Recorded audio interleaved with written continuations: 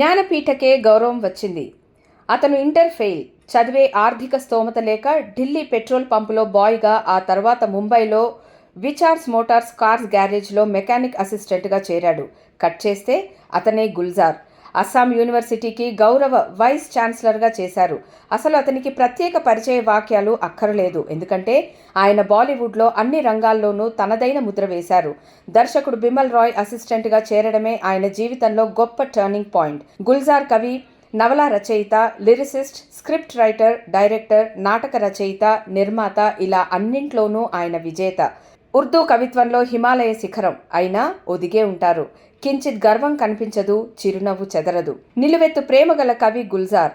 ఆయన కవిత్వం చదివితే ఒక్కసారి అయినా ప్రేమలో పడి చచ్చిపోవాలనిపిస్తుంది. ప్రేమను మించింది ఇంకేం లేదనిపిస్తుంది. ఆయన బాలీవుడ్ బ్యూటీ క్వీన్ మీనా కుమారితో ప్రేమలో పడ్డాడు. ఇద్దరూ కలిసే ఉన్నారు చాలా కాలం. ఆమె రంజాన్ నెలలో ఉపవాసం ఉంటుంది. ఆమె చనిపోయాక కూడా గుల్జార్ ఇప్పటికీ ఉపవాసం ఉంటూనే ఉన్నాడు. అది కదా ప్రేమంటే. అప్పట్లో పీక్లో ఉన్న హీరోయిన్ రాఖీని పెళ్లి చేసుకున్నాడు గుల్జార్. వారి అమ్మాయే మేఘనా గుల్జార్. సంచలన సినిమాలకు డైరెక్టర్గా విరాజిల్లుతోంది. రాఖీ గుల్జార్ విడాకులు తీసుకోలేదు, కానీ విడివిడిగా ఉంటున్నారు.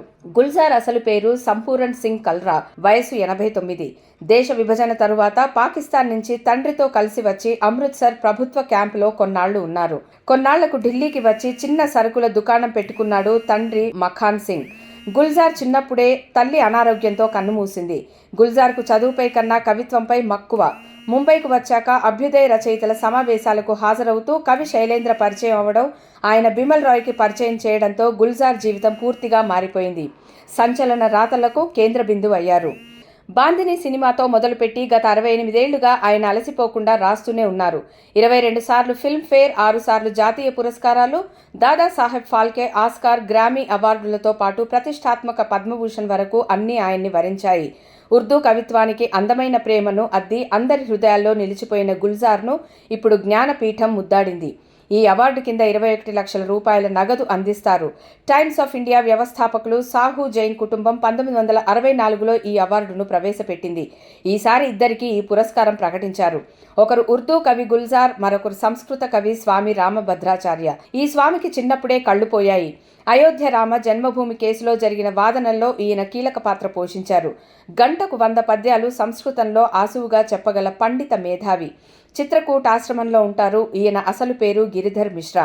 వయసు 74. ఈయన కవి, రచయిత, బహుభాషావేత్త, గొప్ప ఆధ్యాత్మికవేత్త, తత్వవేత్త, నాటక రచయిత, కళాకారుడు కూడా. ఇద్దరే, ఇద్దరు మహామేధావులు. ఇరువురికి అభినందనలు.